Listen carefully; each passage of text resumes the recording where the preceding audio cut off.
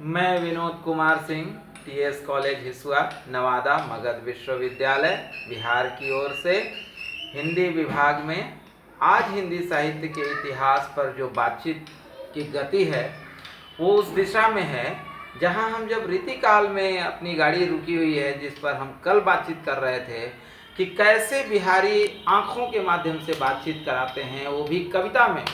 कविता की दो पंक्तियाँ, जब जिसे हम दोहा कहते हैं, सतसई दोहों का एक संग्रह है जिसको हम बिहारी सतसई के नाम से मात्र एक किताब बिहारी की चली और वो किताब अमर हो गई, जिसके माध्यम से बिहारी भी अमर हैं। उस किताब में आप देखेंगे कि आँखों के माध्यम से लगभग 150 कविताएं, 150 दोहे अंकित हैं। तो कल हम लोग आँखों पे बात कर रहे थे, इसी आँखों के कारण ही आज हम बातचीत का जो स्थिति है उसको हम आगे कर रहे हैं। और जब आगे लेकर जा रहे हैं तो हम कहते हैं कि आँखों के माध्यम से प्रेम को किस तरह दर्शाया।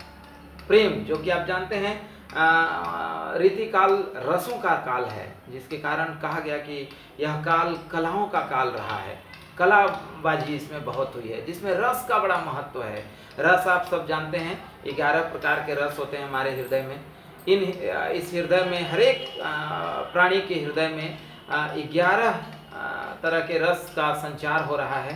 इन 11 रसों में आप देखेंगे कि जैसे आपके सामने अगर आप मिठाई के बड़े शौकीन हैं और अगर आपके सामने मिठाई के प्लेट रखे हों तो ये जो रस का उत्पत्ति है, जिस रस में आप भूख तो नहीं है लेकिन खाने की जो जिजीविषा है वो बढ़ जाएगी, तृष्णा उसकी प्रबल हो जाएगी। अब नतीजा क्या होगा कि आपका जो एकाग्रता है उस मिठाई पे बनेगी, उस प्लेट पे चली जाएगी, निगाहें वहाँ होगी। वैसे ही जो 11 प्रकार के रस हैं, उन रसों में रस का राजा एक है श्रृंगार रस।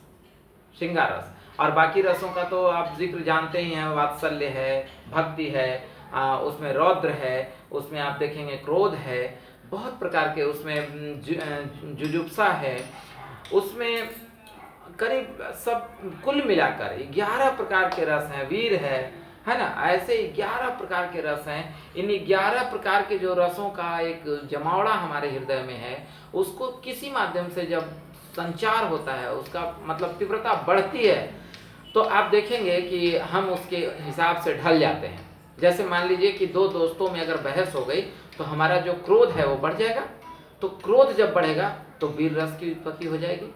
हाथ पांव बाँह चढ़ाने लगते हैं, आपकी आंखें तन जाएंगी, भवें बिल्कुल खिल जाएंगे और चेहरे लाल हो जाएंगे, उग्रता बढ़ जाएगी। वही आप देखेंगे कि जब प्रेम की उत्पत्ति होगी तो श्रृंगार का रस तीव्रता से बढ़ती है। अब नतीजा क्या होता है कि हम श्रृंगारिक हो जाते हैं, उसमें प्रेम होता है, उत्साह है, उसमें हमारी जो एक चेहरे का जो भाव है वो बहुत ही सकारात्मक है, कहीं से भी नकारात्मक पक्ष नहीं है। तो कुल मिला के हम रसों का राजा श्रृंगार, जिस पर हम बातचीत कर रहे हैं कि यही श्रृंगार संयोग और वियोग 2 प्रकार के होते हैं और इन दोनों कलाओं में रीतिकाल प्रबल है। रीतिकाल पूरी तरह से प्रबल है इन दोनों कलाओं में। आप देखेंगे कि रीतिकाल में ये श्रृंगार में संयोग और वियोग दोनों चीज़ें मौजूद हैं।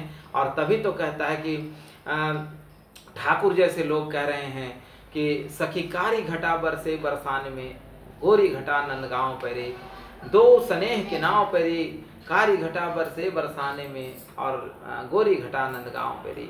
ये विरह की कविता है। यहाँ पर आप देखेंगे कि वियोग है, यानी कि इसमें संयोग नहीं है, इसमें वियोग है। और वही आप देखेंगे कि एक तरफ कह रहे हैं कि कहत नटत रिझत खिजत मिलत खिलत लजियात, जिस पे कल बातचीत हुई है। कल आपकी क्लास जो हुई है उस पर आप देखेंगे कि उस पर पूरी क्लास उसी पे हुई है। तो ये जो संयोग और वियोग का एक बहुत बड़ा उत्पादन है, बहुत बड़ा कलाबाजी है, वो कलाबाजी रीतिकाल में आपको देखने को मिलेगा। रीतिकाल श्रृंगार का बहुत बड़ा काल रहा है, इसीलिए इस काल को रामचंद्र शुक्ल ने और फिर आपको विश्वनाथ त्रिपाठी ने, सब ने इसे श्रृंगार काल भी नाम दिया।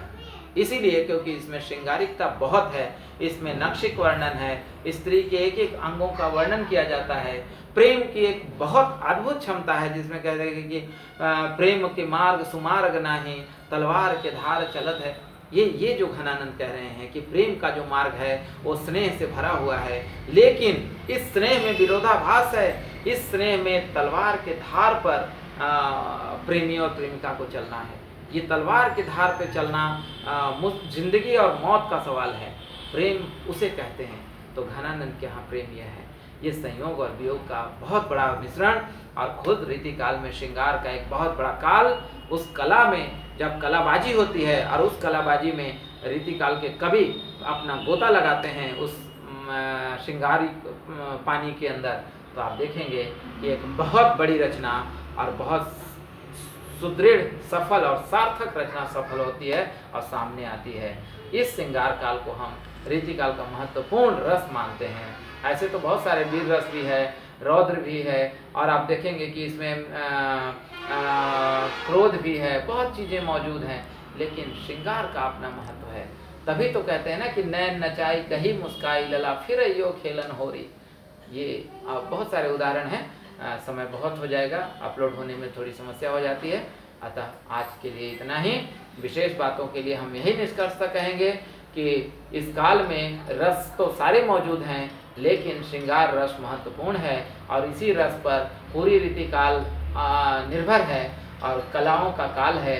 यही कारण है कि यह काल, यह कवि सिद्धस्थ कवि रहे हैं, और कहा जा सकता है कि अनुभूति में चाहे जो भी हो, अभिव्यक्ति सुदृढ़ रही है, सफल रही है और सार्थक रही है।